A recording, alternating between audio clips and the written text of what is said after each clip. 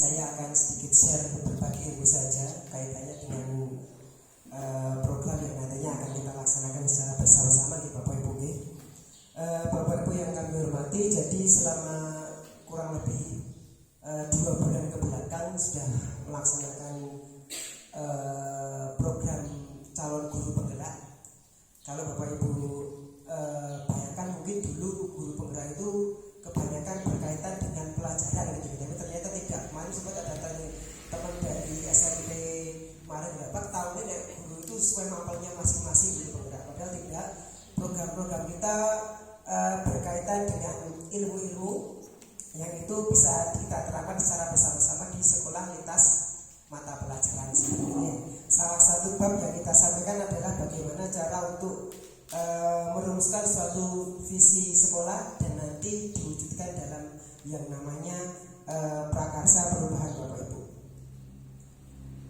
Nah Bapak Ibu, sebelum kita sampai ke yang namanya visi misi Bapak Ibu, mari kita bersama-sama Bapak Ibu, kita bersama-sama rumuskan. Kita itu memimpikan murid-murid yang seperti apa Bapak Ibu? Silakan. Bapak Anwar, yang solid. Oh solid dan solid ya. Oke Pak Anwar. Berakhlakul karimah, berkarakter disiplin gitu. Ternyata dari warga di sekolah ini paham ya, berarti paham bahwa untuk mencapai visi misi tadi, untuk mencapai karakter anak yang kita impikan tadi, kita harus yakin ya, kita harus yakin, kemudian percaya diri ya, kita harus bekerja bersama-sama.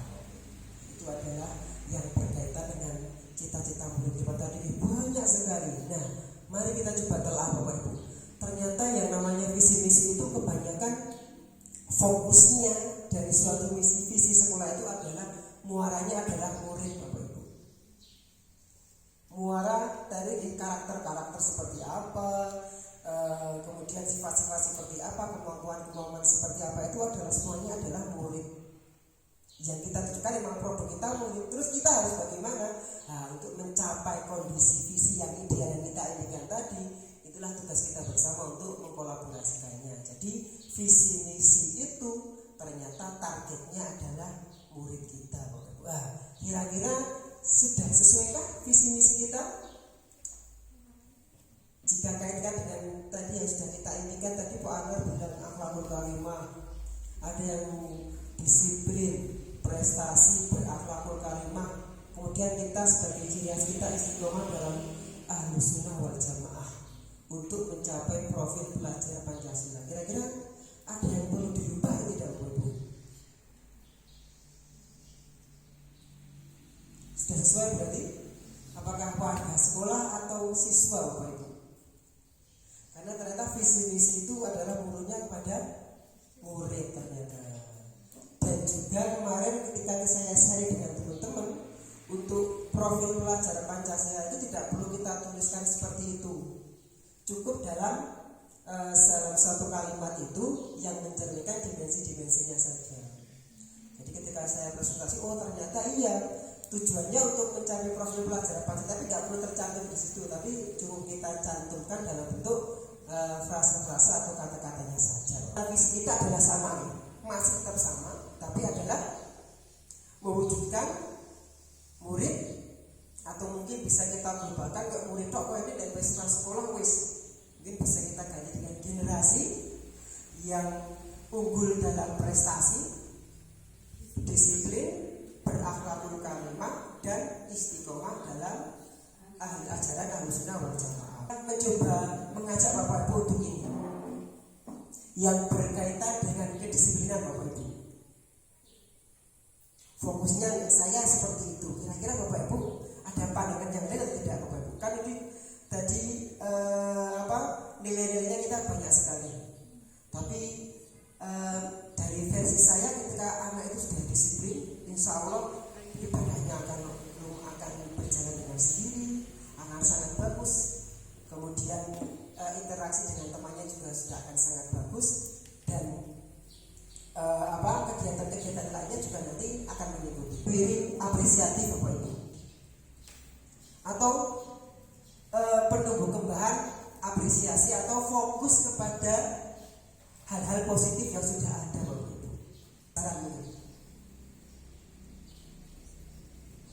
Sampel aja Bapak Ibu. Sosialisasi. Anak ya, anak dulu. Dika, oke. Dika. Nah. Kemudian siapa lagi Bapak Ibu? Arya Maulana dulu. Alia, Miratul Alia. Ternyata sudah ada. Kira-kira kiatnya apa Bapak Ibu untuk biar tahu agar anak itu tertib? Anak itu kok bisa disiplin? Ternyata nggak perlu dikondisikan, anak itu bisa disiplin ya. Tahu akan kesadaran disiplin. Nah, mulai dari disiplin oleh guru dan stakeholder. Nah ini nanti besok kita sepakati bersama. Kita sepakati bersama kira-kira tadi target kita itu anaknya disiplin itu dibagi seperti apa, kemudian nanti dari guru seperti apa, peran guru, orang tua dan sebagainya, kemudian proses dan program seperti apa. Kita perlu merencanakan setelah tadi sudah tahu aset kita seperti apa, sudah tahu target siswa dan guru seperti apa, kemudian rencananya nanti akan seperti apa yang kita lakukan pertama kali untuk menyusun program terkait kedisiplinan bersama. Saya ada suatu program yang namanya sekarang ROAD, ya, Rokib dan Atik, pengawas, pendamping kelompok dan peer supervisor Bapak Ibu. Pengawas nanti dari ibu kepala sekolah. Nah, pendamping kelompok saya bayangin Bapak Ibu. Nanti kita bagi kalau di sekolah itu di kampus itu ada namanya pembimbing akademik. Kita ada 90 siswa, di sekolah kita ada 20 guru. Berapa Bu? 15. Nanti masing-masing anak kita buat kelompok dan masing-masing kelompok ada pendampingnya dari guru. Tugasnya seperti apa? Nanti kita sampaikan Bapak Ibu. Jadi ada itu. Tim pelaksana itu ya berkaitan dengan program-programnya tadi, ada panitia, ada koordinator gitu nih. Kemudian nanti pengawas dari kepala sekolah dan untuk memonitor sama kegiatan. Nah ini Bapak Ibu yang terakhir peer supervisor Bapak Ibu.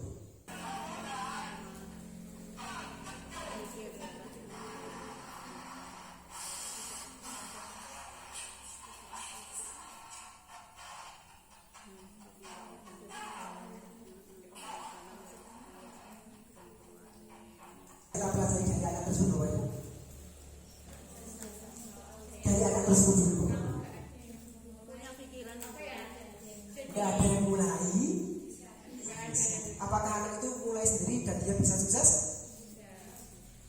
Kira-kira pertanyaannya saya ubah Bapak Ibu. Andai kata 2 jam 3 jam kok ternyata tidak ada orang yang membantu, apa yang terjadi dengan anak itu?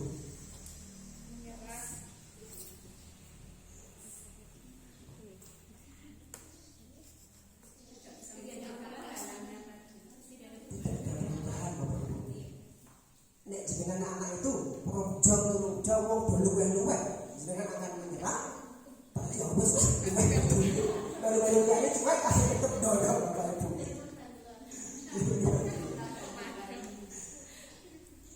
Itu sama Bapak Ibu. Tidak cukup ternyata 1-2 orang. Tidak cukup 1-2 orang. Kenapa kira-kira anak tersebut kok berani sendiri? Karena apa? Dia meyakini sesuatu, wah kan daerah sing ngopo-opo, tidak ada sing gerak, tidak ada sih. Sama contohnya di sekolah Pak Susilo. Kita kembali ke Pak Susilo. Pak Susilo itu kebiasaan, maaf saya Pak Susilo, dari dulu nggak pernah terlambat Pak. Meskipun mohon maaf ya saya sering terlambat, Bapak Ibu guru yang lain sering terlambat. Pertama saya kasih orang ngomong, anak kecil itu tadi dalam 1-2 jam kok dia, karena dia tuh meskipun kehujanan tapi terus nih Pak Sulo terus yang istiqomah, tidak peduli yang lain terlambat, beliau tidak ikut-ikutan karena ini aku perlu jam 6 itu lowong bisa tak angkat perdawan. Karena memang Pak Sulo sudah mempunyai nilai mempercayai, meyakini nilai tersebut berkaitan dengan, tapi ternyata tidak cukup 1 orang 2 saja. Tidak cukup, mohon maaf, seorang guru penggerak yang bisa mau sekolah tidak bisa. Kita butuh kolaborasi semua.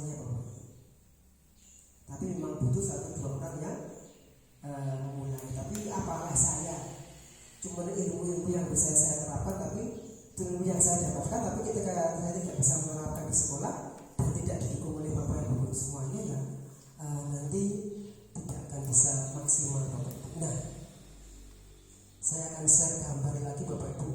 Ini kemarin mau saya buat runtut tapi dilalap kemarin sampai 3:30 yang saya kerjakan. Nah ini Bapak Ibu, ini Bapak Ibu, ini adalah teori gunung es yang dijabarkan tim dari Mas Adi dari Bandung Bapak Ibu. Mari kita perhatikan bersama Bapak Ibu. Yang garis biru ini adalah permukaan laut Bapak Ibu. Tahu Titanic ya Bapak Ibu? Gunung es. Kalau teori gunung es terkait perilaku, terkait kecelakaan kerja, saya dapat ketika dulu di pabrik ada dari gunung es yang punyanya kecil itu ternyata bawahnya luar biasa besarnya. Jadi karena ada suatu kecelakaan di suatu tempat, itu sebenarnya diawali dengan ribuan perilaku yang dibiarkan saja. Kalau menurut teori ini Bapak Ibu, ini adalah gunung es. Yang tadi garis biru adalah permukaan laut Bapak Ibu. Nah,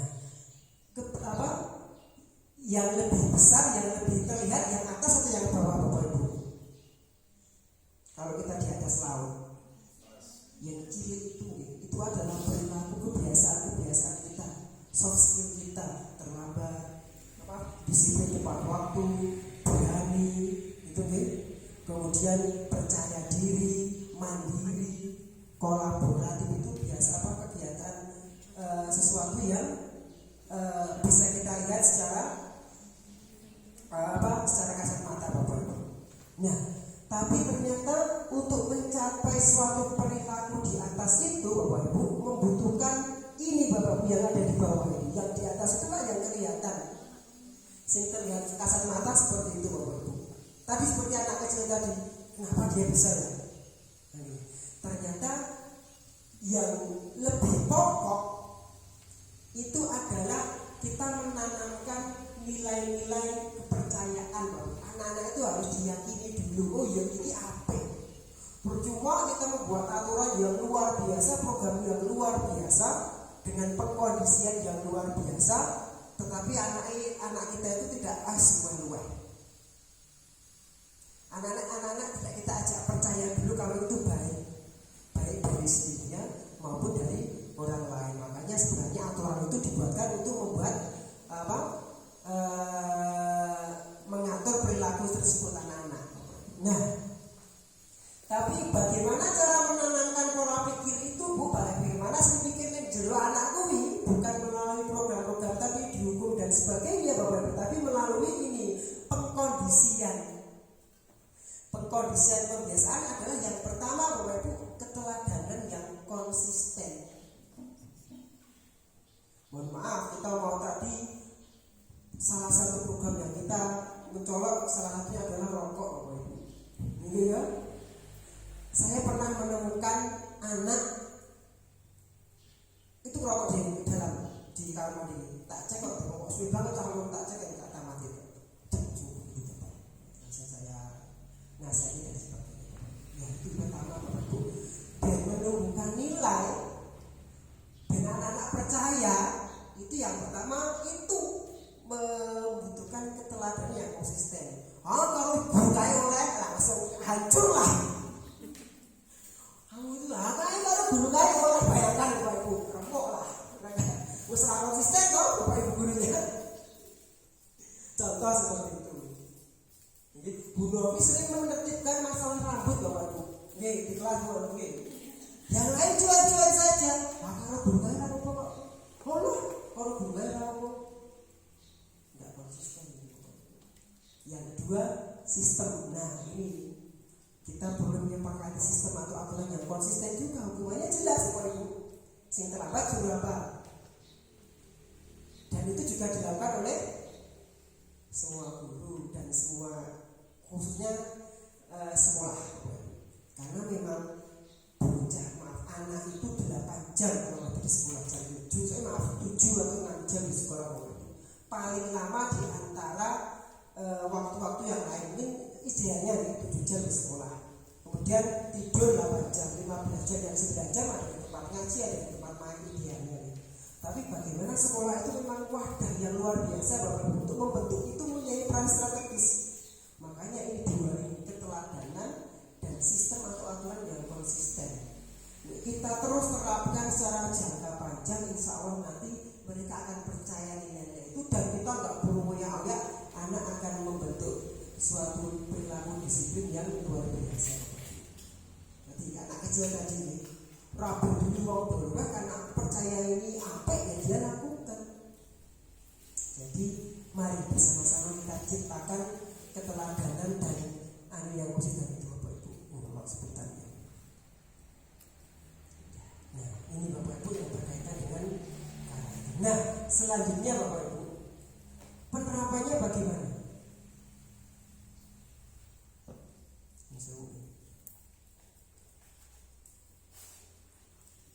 Ini belum sempat saya edit, kemarin dapat dari langsung dari ya,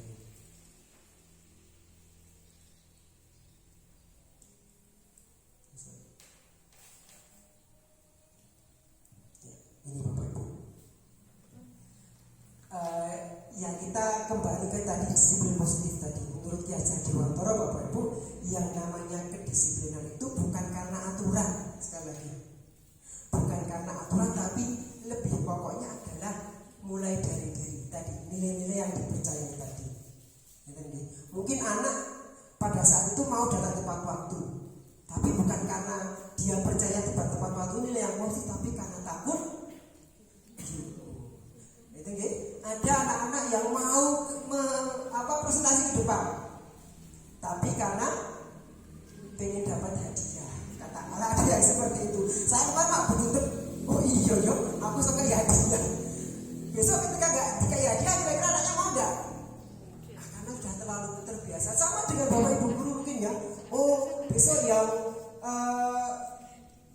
tertib akan diberikan bonus, tapi pas ketika tidak diberikan bonus, nah itu adalah yang namanya yang berkaitan dengan motivasi. Motivasi yang pertama adalah karena tadi menghindari hukuman, yang kedua adalah untuk mendapatkan imbalan. Aku kok mengajarkan dengan metode variatif bagus itu biar apa? Biar kepala sekolah posisi api. Tapi ada juga motivasi yang paling pokok ya Pak Bayi, karena dia mau menghargai diri sendiri. Aku daerah ini ramai, aku tidak datang terlambat izin, menghargai diri sendiri, bukan karena orang lain. Kemudian kontrol gitu Pak. Mungkin iya aturan itu bisa mengkondisikan anak. Tapi apakah ketika tidak ada kontrol, tidak ada aturan, anak berubah? Itu menjadi PR kita bersama Bapak Ibu. Nah, ini sebentar.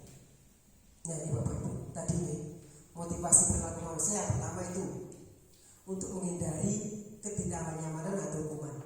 Oh berarti bucakai sok tertib bersama dihukum, misalnya ada. Kemudian yang dari bentuk penghargaan yang ketiga tadi untuk menjadi yang mereka inginkan. Ini tugas kita bersama untuk menciptakan nilai-nilai positif ini Bapak Ibu. Nah ini nih Bapak Ibu, hukuman itu bersifat tidak terencana. Bedanya hukuman dan konsekuensi tadi. Nah tokoh terlambat, WhatsApp, Instatus. Saya dulu sering anak saya kena mati bodong tak bocori. Itu kan tidak terencana, mendadak, gitu. Dan bersifat satu arah. Biasanya ini berdampak kepada siswa-siswa jadi jengkel, jadi dendam, masuk. Wah, itu hukuman. Kalau konsekuensi Bapak Ibu lebih ke aturan tadi, terencana. Oh, kita sudah sepakati ada aturan sendiri. Kalau nggak pakai sepatu hitam, ya harus copot sepatunya. Kalau datang terlambat, ya nanti harus mengejar tugas yang sudah ketinggalan. Itu konsekuensinya Bapak Ibu. Tapi sesama, baik hukuman dan konsekuensi ini nanti tidak nyaman bagi siswa Bapak Ibu. Ada 5 kategori guru Bapak Ibu. 5 kategori sikap guru. Yang pertama itu penghukum. Mudah nih, bisa telat langsung serang no kompromi, misalnya besar, dan hukumannya juga tidak berkaitan pada aturan-aturan yang ada. Itu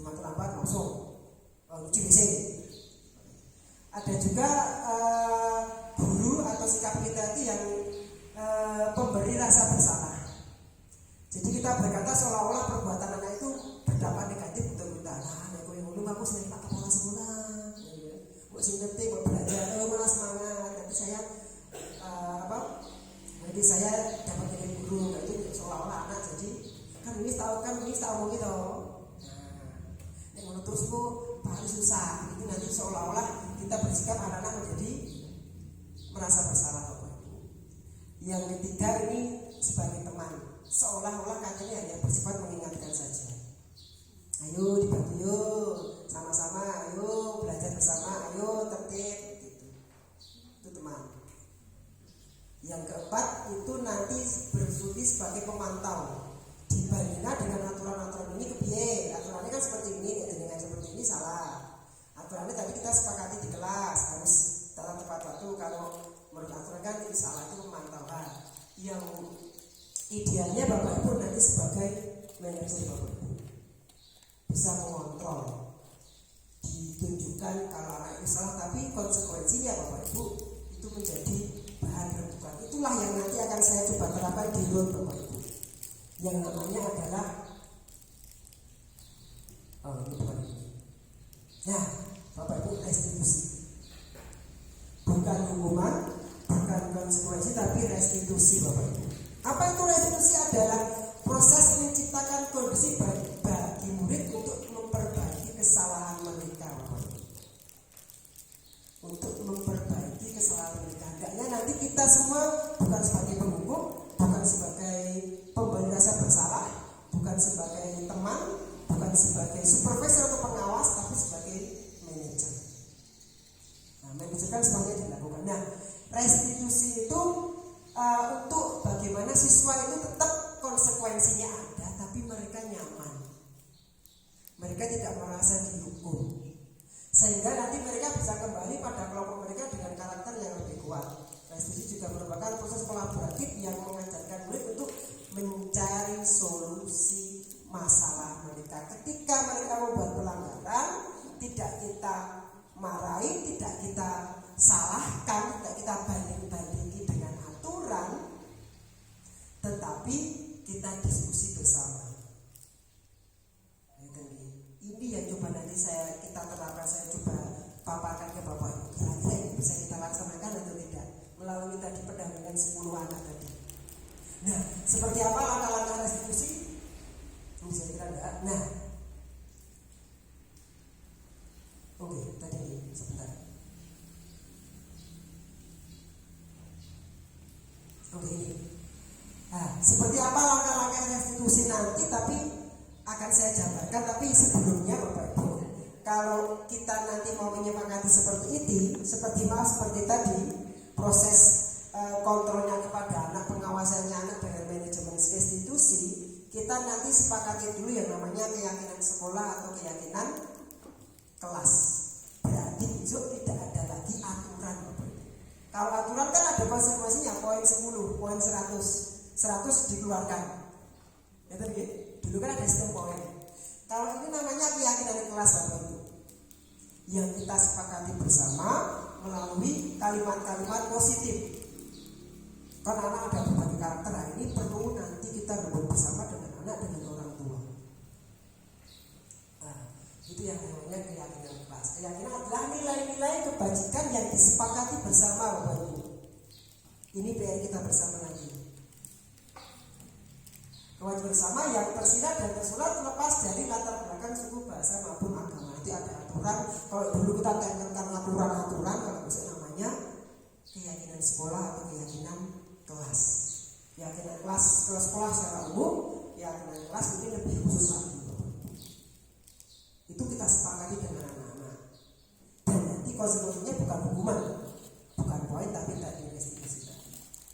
Nah, contoh Bapak Ibu nih, untuk SMP, ini kelas 1, kelas 5 SMPO. Kami meyakini bahwa sangat penting untuk menghormati semua orang dan barang milik orang lain. Kita sepakati, menghormati semua orang kan banyak sekali. Gantinya pas di kelas, jangan bullying. Ini kita sepakati, contoh kita sepakati bersama. Kemudian kami meyakini bahwa sangat penting untuk mengerjakan sesuatu pekerjaan atau mengikuti kegiatan yang telah ditugaskan. Dalam kerja kelompok, dalam tugas-tugas di kelas, itu seperti itu. Diterima dan dimiliki Kami meyakini bahwa sangat penting untuk merasa diterima pada suatu kelompok, dihargai dalam satu kelompok dan saling peduli kolaborasi. Dan itu besok kita bisa rumuskan bersama Bapak Ibu. Mungkin menjadi monumental, menjadi luar biasa kalau bisa kita terapkan di kelas. Nah, kadang anak itu kenapa kok anak bisa berubah-ubah? Kenapa anak itu kok ngantuk di kelas? Gitu? Kenapa anak itu namanya berkelakuan yang tidak wajar? Pasti Bapak Ibu ada aturannya. Maaf, ada alasannya. Biasanya alasannya itu berkaitan dengan ini Bapak Ibu. Ada salah satu kebutuhan yang mereka tidak tercapai. Contoh pertama bertahan hidup, seperti kebutuhan untuk sampai makan. Anak-anak kok terlambat, dan ternyata terlambat kenapa? Dari kantin. Kok dari kantin kenapa? Tadi belum sarapan. Kita nggak harus utama-utama terlambat terus dihukum. Ternyata memang ada salah satu kebutuhan yang mereka tidak tercapai, dan kita harus cari tahu alasannya dulu. Meskipun banyak dari anak kita mungkin nanti akan bohong ya, mungkin ya. Wah, alasannya ini belum sarapan, tapi padahal tidak. Nah, itu perlu kita lihat bersama. Kemudian kasih sayang diterima. Kenapa anak itu kok jarang mau presentasi Bapak Ibu? Ternyata ketika jalan depan sering diajak temennya, Bapak Ibu, gurunya kurang menghargai, gitu. Jadi seperti itu. Kita perlu cari tahu alasan secara mendalam. Kemudian yang ketiga, kebebasan. Anak kan juga perlu. Kenapa kok nggak mau jalan tugas? Nah, saya itu hobinya di gawe-gawe video tuh, suka nulis artikel buah.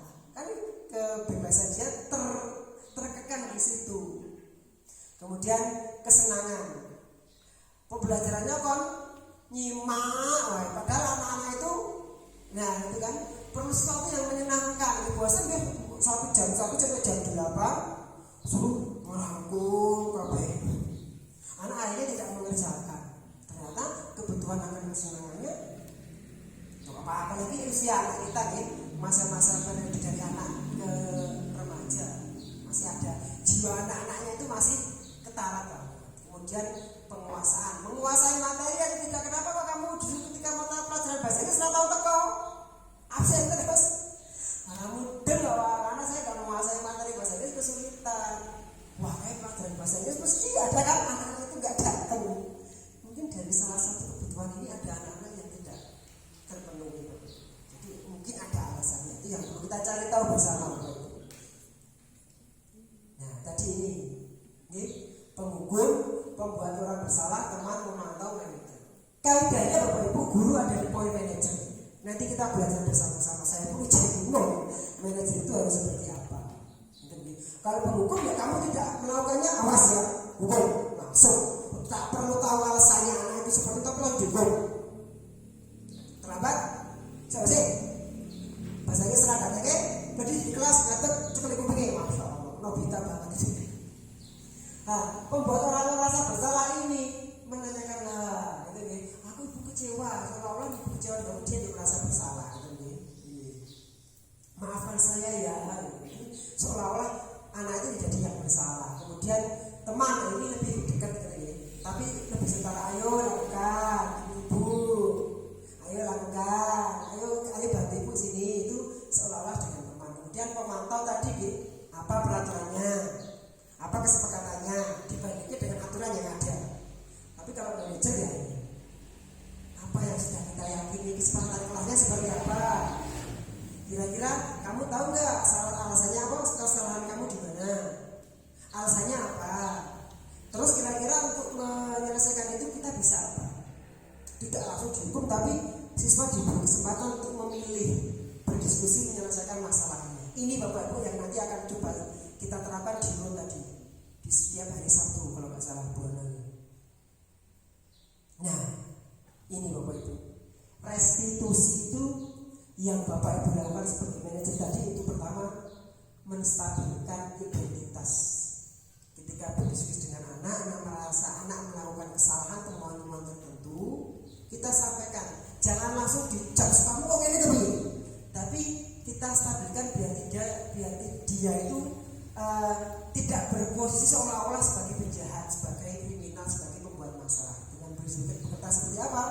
Nah, semua orang pasti pernah melakukan kesalahan. kita coba pemakluman saja. Meskipun udah berolah nggak apa-apa, itu langkah-langkahnya seperti itu. Dan anak-anak itu ngeyem-ngeyem dulu.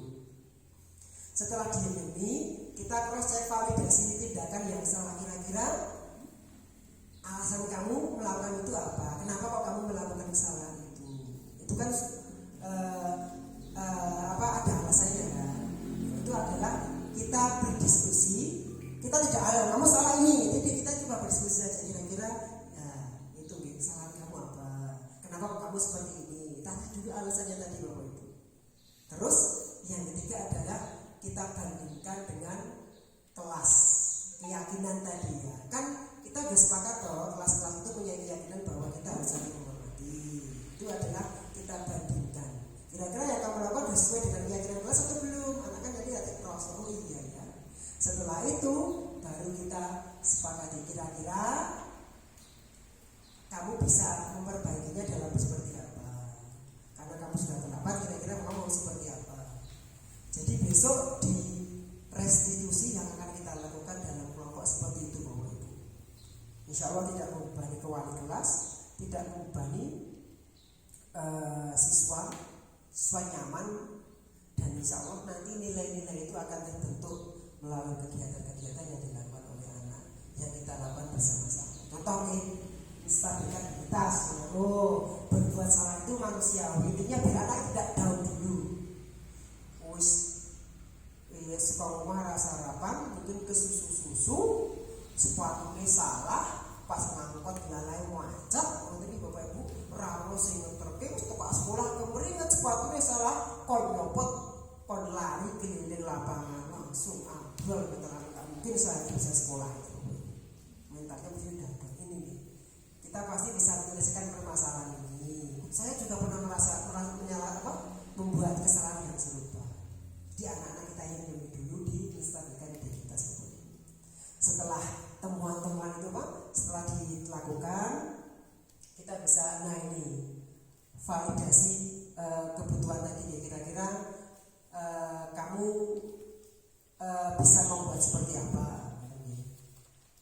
Ini kan bisa lebih bagus sebenarnya dari kamu tidak datang sekolah, tapi kamu udah datang meskipun terlambat, tapi kamu udah datang berkaca-kaca berkeringat, tapi itu sudah luar biasa. Ini Bapak Ibu. Kemudian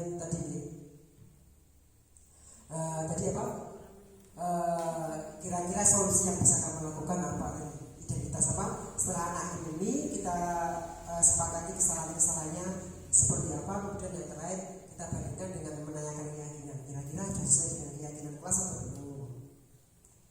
Pastikan anak tahu tanpa kita sebut mereka itu salah, tapi anak tahu level kegiatan yang dilakukan yang itu tidak sesuai itu apa. Kemudian nanti baru kita bandingkan. Nah, kan kita udah percaya, kita udah sepakat ini kelas-kelas yang ini seperti ini. Kemudian kira-kira karena sudah terlanjur terjadi, kira-kira apa yang harus kita lakukan? Ada anak-anak yang berkelahi, tidak kayak main berbalan, gabraan gitu ya. Gabraan terus-terusan erat-eratan lambi, suwek. Nah, kita nggak perlu bisa menyelesaikan langsung, kita kumpulkan dulu. Ini seperti ini. Kemarin kan ada laporan seperti ini, benar ada apa-apa. Kadang kita itu emosi biasa, gitu ya. Kita stabilkan. Kemudian kita keyakinan kelas kayak ini, kita kan sepakati kan di sekolah harus saling menghormati. Kita harus sepakat seperti ini kan. Nah, kita sesuai dengan yang kalian lakukan atau tidak? Oh ternyata tidak Bu. Nah, terus kira-kira apa yang bisa kamu lakukan? Ya sudah, karena saya banyak sopir ya saya mau dijahit ke Bu. Yang semua ya udah, karena saya yang salah tapi saya nggak bisa jahit. Oh ya, kamu tanggung jawabnya mau seperti apa? Besok kita coba latihan seperti itu Bapak Ibu. Itu insya Allah akan luar biasa. Karena saya bayangin aja Bapak Ibu. Meskipun mungkin dampaknya akan sangat sulit, tidak bisa 1 bulan selesai. Tapi seperti ini adalah tadi road yang saya sampaikan tadi Bapak Ibu, untuk menumbuhkan nilai-nilai bersama-sama dengan anak yang berkaitan dengan kedisiplinan, atau ini nanti bisa bermuara kepada kegiatan-kegiatan yang lain. Kita bentuk suatu program yang namanya road tadi. Pencatatannya seperti apa? Boleh kemarin melalui buku-buku atau mungkin melalui yang lebih simpel, karena Bapak Ibu melihat hari pekan HP kan, jika ada temuan Bapak lah kalau dicek WA mulai kesulitan kan. Sharing, road, laporannya situ. Nanti kan otomatis akan kita programkan, akan kita kelompokkan per kelompok. Nanti pendamping yang akan menyampaikan dalam bentuk kelompok-kelompok dengan langkah-langkah tadi. Diam-diam dulu, dibahas kesalahannya di mana biar sama paham, kemudian dibandingkan dengan kenapa kok salah, karena dibandingkan dengan kesepakatan keyakinan kelas atau keyakinan sekolah. Setelah itu kita tawari mereka mau seperti apa. Jangan langsung harus ganti, jangan, tapi harus kita sepakati dulu. Kira-kira untuk memperbaiki itu kamu harus seperti apa, kamu butuh apa. Nah itu langkah-langkah restitusi adalah seperti itu. Itu baru minggu lalu kami dapatkan, dan ini harus kita share langsung karena memang targetnya ini bisa kita laksanakan di tahun ajaran baru. Nah Bapak Ibu, itu yang bisa saya sampaikan berkaitan dengan road. Ini suatu mimpi saya, dan ini semoga bisa kita wujudkan bersama-sama. Mungkin dari seperti itu ada yang ingin ditanyakan dulu Bapak Ibu terkait tadi. Cukup jelas nih. Impiannya nanti kondisinya akan sangat luar biasa bagaimana jika kita bisa seperti itu Bapak Ibu. Tapi ya tadi kita harus konsisten ini menerapkan ini. Jika berjalan-jalan secara psikologis juga saya kira cukup menolong menurut bagi secara psikologis atau 2 hari. Anak-anak juga selalu kata kita kan selalu caks ya. Saya juga kadang seperti itu, pernah tendang anak kok cuengil, jajalan aku punya cuengil jajal ramu-ramu anak kayak kelas ngomong. Meskipun saya tendang hanya sebagai shock therapy, kaget saja, tapi kadang ternyata itu berimbas kepada psikologis anak. Itu Bapak Ibu yang bisa saya sampaikan terkait tadi nilai-nilai visi misi, kemudian nilai-nilai nilai-nilai semua yang harus kita sepakati. Yang terakhir adalah ROAT tadi, ROAT, bahasa Inggrisnya ROAT itu nanti Rokib Atit. Nanti kalau bisa kita gali bersama kira-kira bentuknya seperti apa dengan langkah-langkah yang tadi kita coba saya buat. Terima kasih, semoga bisa kita terapkan bersama. Banyak kekurangan dari yang saya sampaikan, jadi mohon maaf yang sebesar-besarnya. Saya akhiri. Assalamualaikum warahmatullahi wabarakatuh. Saya kembalikan ke Bapak.